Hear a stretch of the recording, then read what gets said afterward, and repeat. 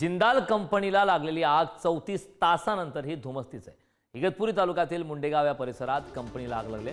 ज्वलनशील वस्तू असल्याने आगडोंब उसळत असल्याची सुद्धा माहिती मिळाली। जिंदाल कंपनीला लागलेल्या आगीत 2 कामगार यामध्ये जखमी झालेत, तर दोघांवर नाशिकच्या खासगी रुग्णालयात उपचार सुरू आहेत। 1 जानेवारी 2023 ला सुद्धा याच कंपनीत आग लागली होती। संदर्भात ताजी अपडेट देण्यासाठी आपले प्रतिनिधी किरण ताजने आपल्यासोबत जोडलेत। किरण, आपण पाहतोय की जिंदाल कंपनीला लागलेली आग 34 तासानंतरही अद्याप तशीच आहेत, प्रयत्न सुरू आहेत, काय अपडेट?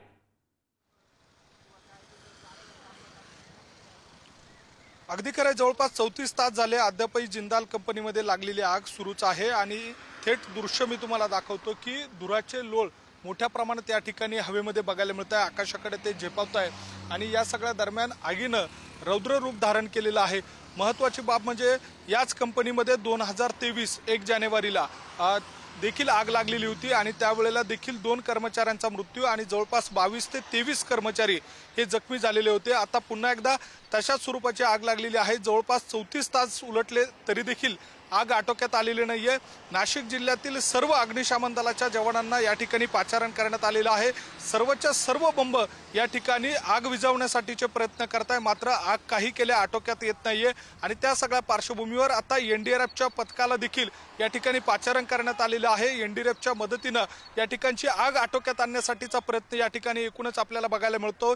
महत्त्वाची बाब म्हणजे जर आग आटोक्यात आली नाही काही तासांमध्ये तर हेलिकॉप्टरच्या साहाय्याने देखील या आगीवर नियंत्रण मिळवण्यासाठीचा प्रयत्न केला जाणार असल्याची माहिती देखील मिळते। जिल्हा प्रशासनाच्या माध्यमातून वेळोवेळी या सगळ्या आगीवर नियंत्रण मिळवण्यासाठीच्या सूचना दिल्या जात आहे, मात्र त्यांच्या प्रयत्नांना देखील यश या ठिकाणी येत नाहीये। मागील काळामध्ये जर बघितलं तर त्यावेळेचे उद्योगमंत्री असतील किंवा लोकप्रतिनिधी असतील, स्वतः मुख्यमंत्री त्यावेळेला असलेले एकनाथ शिंदे देखील या ठिकाणी भेटीसाठी आलेले होते। त्यामुळे एकूणच या जिंदाल कंपनीच्या परिसरामध्ये असलेल्या ज्या जवळपास 15 ते 20 कंपन्या आहेत त्यांना देखील या सगळ्या आगीमुळे मोठा धोका निर्माण झालेला आहे। रात्रीच्या वेळेला या जिंदाल कंपनीमध्ये असलेले जे 3 बॉयलर होते त्याचा स्फोट झालेला होता। जवळपास 15 युनिट या एकट्या जिंदाल कंपनीच्या आहेत, त्यामुळे इतर कंपन्यांना देखील मोठा धोका आहे। ज्या ठिकाणी आग लागलेली आहे त्या आगीच्या दोन्ही बाजूला एका बाजूला केमिकलचा साठा आहे तर दुसऱ्या बाजूला डिझेलचा साठा आहे, त्यामुळे या सगळ्या पार्श्वभूमीवर हा मोठा धोका मानला जातोय।